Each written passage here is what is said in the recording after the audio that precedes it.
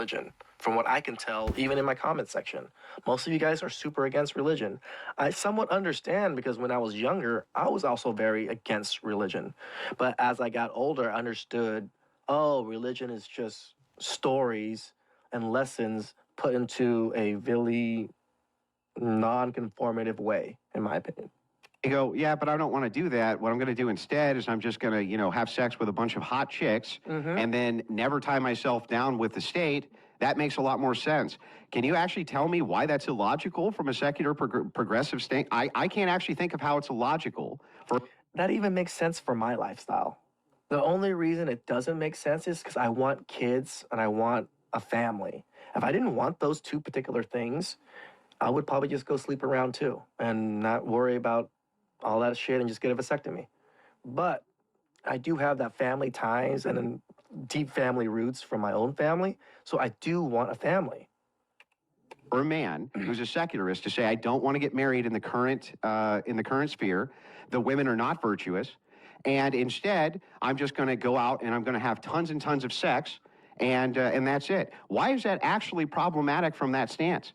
Doesn't it seem like it's good advice for fresh and... If your problem with women is that too many of them have slept around, et cetera, then I don't think you need to be a Christian to recognize that by continuing to sleep with these women, you are exacerbating the problem, unless you're... Nope, that would be contrary to hypergamy. Yes. Hypergamy is actually stating the opposite within the red pill, within the red pill thought process.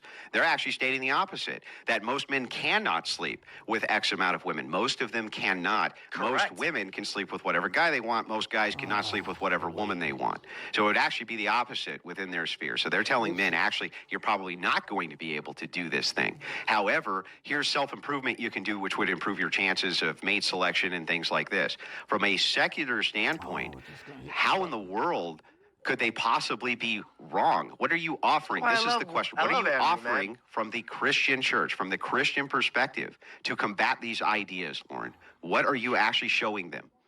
Well, once more, you talk about the fact that, well, they're offering self-improvement so that men can improve their chances for mate selection.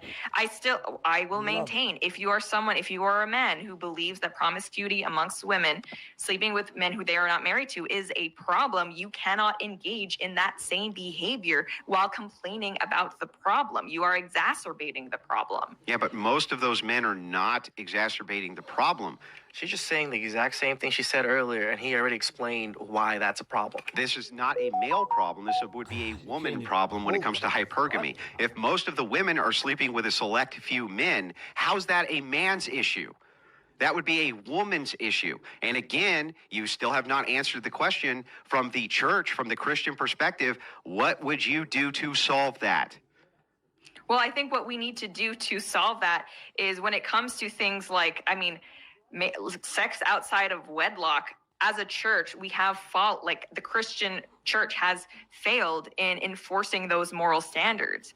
It's true. How many, if you think about church singles groups or even just general services, how many of them talk about something like sex Still doesn't within answer the marriage goddamn specifically? question. It's not a popular concept. It's not something that I think a lot of church leaders, quote, think is a winning topic. But because of that, even amongst people within the church, that's a problem. Okay, well, here, I'll give you this solution, because that's a non-solution. That's just literally prattle. You didn't say anything. Yep. Here's the actual solution.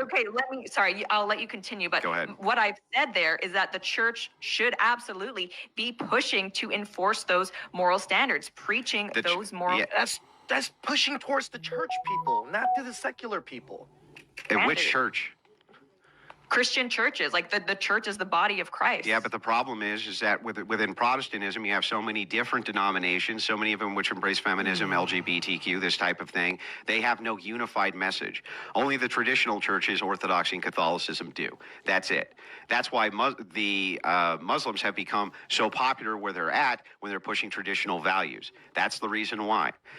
So I can tell you how you can actually make a lifeline to these guys if you actually want to bring them over to your side. If you really want to understand how you can fix this problem, You fix the problem with a move to patriarchy. That's the thing red pillars will embrace, a move to patriarchal systems. That's what Christianity can offer to the secularists, which bring them over to our side, a move to patriarchy. Because absent patriarchy, what has happened... Churches need to... We have removed church from the state. We have removed morals, values away from the spotlight. Instead, we have embraced chaos, where people with mental illness are allowed to basically run wild, run havoc, do whatever they want to do. Shame is no longer prevalent. I kind of like the solution.